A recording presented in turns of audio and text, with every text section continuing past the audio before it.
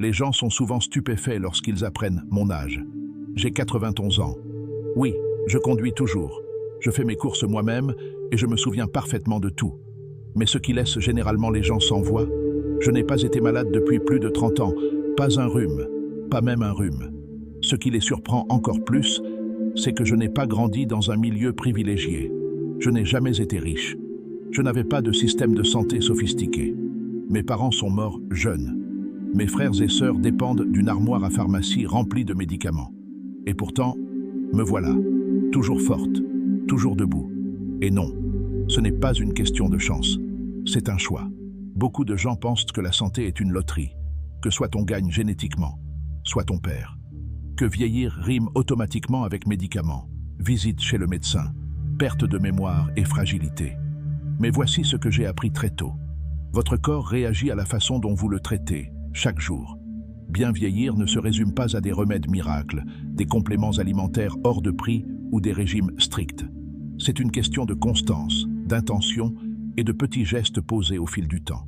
Il s'agit d'écouter son corps, de lui donner ce dont il a besoin et de ne jamais renoncer à bouger, à avoir un but et à être présent. Au fil des ans, j'ai vu de nombreuses personnes fortes et compétentes s'affaiblir lentement. Non pas par manque de force, mais parce qu'elles laissaient de mauvaises habitudes s'installer. Elles ont arrêté de bouger, ont commencé à mal manger, se sont isolées et ont ignoré les signes. Et petit à petit, elles ont faibli. J'ai choisi différemment. Je n'étais pas extrême. Je n'ai jamais vécu dans une salle de sport, ni suivi de régimes alimentaires stricts. J'appréciais toujours mon café, un peu de pain, une douceur de temps en temps. Mais il y a 5 habitudes que je n'ai jamais abandonnées. Simples, constantes et puissantes. Ces 5 habitudes ont façonné ma santé, mon énergie et ma joie, même à 91 ans. Et le meilleur dans tout ça, elles ne coûtent rien. Nul besoin d'être jeune ou riche pour commencer. L'une d'entre elles, la plus marquante, m'est venue d'une ancienne pratique bouddhiste découverte par hasard. Je vais partager ces 5 habitudes qui m'ont permis de rester en vie, alerte et épanoui. Habit 1. Accueillir la journée avec la lumière du soleil. Tous les matins, avant le café, avant de discuter, je sors et laisse la lumière du soleil caresser mon visage. Pas pour bronzer, ni pour faire bonne figure. Juste 10 minutes de lumière matinale pour dire à mon corps « La journée a commencé ». C'est plus qu'un simple rituel bien-être. La lumière du matin réinitialise l'horloge biologique, stabilise l'humeur et améliore la concentration et le sommeil. Une fois que j'ai découvert cela, tout a changé. Je me sentais plus éveillée, plus vivante, plus équilibrée. Même par temps nuageux ou en hiver, je trouve un endroit où la lumière m'atteint, sans effort, sans frais. Juste moi, le matin et ma respiration. Elle ne remplace rien, mais elle sublime tout. C'est mon ancrage.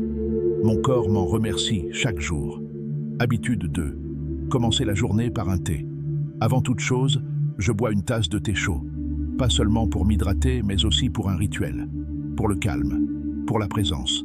Avant, je me réveillais avec un café fort et je me précipitais. Jusqu'à ce que j'entende un moine dire « Le thé chaud indique au corps qu'il est temps de commencer, avec calme ». Depuis, le thé est devenu un ancrage quotidien. Gingembre et menthe, parfois curcuma, camomille, citron. Ça change. Mais le rituel reste. Ce moment de calme me recentre. Le thé stimule doucement la digestion, hydrate le corps et apporte la paix à l'esprit. Et dans un monde bruyant, la paix est un luxe qui mérite d'être préservé. Habitude 3. Entraîner le cerveau comme un muscle. Je traite mon cerveau comme mon corps. Il a besoin d'exercice, de défis et de soins. Le déclin mental ne se produit pas du jour au lendemain. Tout commence doucement. Oublier des noms, se désorganiser, avoir besoin d'aide pour des tâches simples. Mais c'est évitable. Chaque jour, je lis, j'écris, je me souviens d'histoires, je résous des énigmes mentales. Non pas par obligation, mais parce que je veux rester alerte. Même maintenant, je me mets au défi d'apprendre de nouvelles choses et de réfléchir profondément. La forme mentale me donne indépendance, confiance et clarté. Ne laissez pas votre cerveau s'endormir. Utilisez-le et il vous servira toute votre vie. Habitude numéro 4. Bougez tous les jours. Le pire mensonge qu'on nous raconte en vieillissant? Ralentissez, soyez prudent, reposez-vous davantage. Ne forcez pas, alors on arrête de bouger. Et c'est là que le déclin commence. J'ai fait cette erreur pendant un moment. J'ai ralenti, pensant me protéger. Au lieu de cela, je me suis raidi. Je me sentais plus vieux que je ne l'étais. Puis un jour, je me suis inscrit à un cours de pilates doux. J'étais tremblante, tendue, instable, mais j'ai persévéré. Et mon corps a réagi. J'ai rapidement ajouté du yoga léger, des promenades, des étirements, juste un peu, chaque jour. Il ne s'agissait pas de brûler des calories. Il s'agissait de maintenir mon corps en vie. Et grâce au mouvement, j'ai trouvé autre chose, la connexion, de nouveaux amis, des rires partagés, une communauté. Cela m'a aussi guéri. Le mouvement est une déclaration. Je suis toujours là. Je mérite toujours de me sentir en vie. Et cela s'applique à 60, 80 ou 90 ans. Habitude numéro 5. Le rituel des ondes cérébrales. Cette dernière habitude, elle a tout changé. Il y a des années, j'ai découvert une pratique que les moines utilisaient depuis des siècles. Un rituel matinal impliquant le son, la respiration et la clarté mentale. Aujourd'hui, les scientifiques l'appellent le rituel des ondes cérébrales de l'abondance. Il fonctionne en activant les ondes cérébrales θ, celles liées à la créativité, à la paix et à la concentration.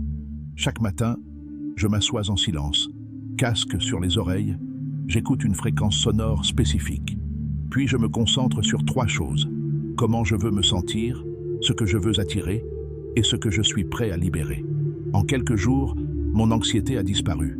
En quelques semaines, j'ai eu les idées plus claires et j'ai fait des choix plus judicieux. Même mes finances se sont améliorées. Et non, je n'ai pas travaillé plus. J'ai juste constaté plus d'opportunités.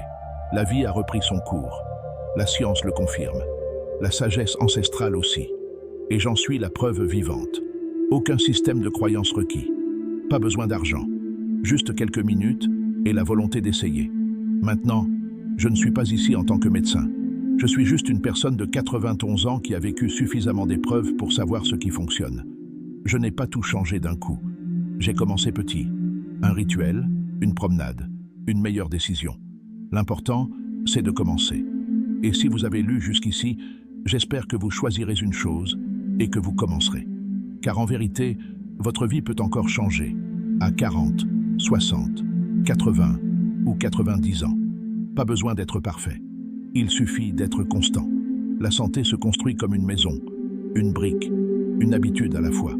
Alors dites-moi, par quelle habitude allez-vous commencer? Si cela vous a inspiré, prenez un moment pour respirer, réfléchir et pourquoi pas, partager cela avec quelqu'un qui en a besoin.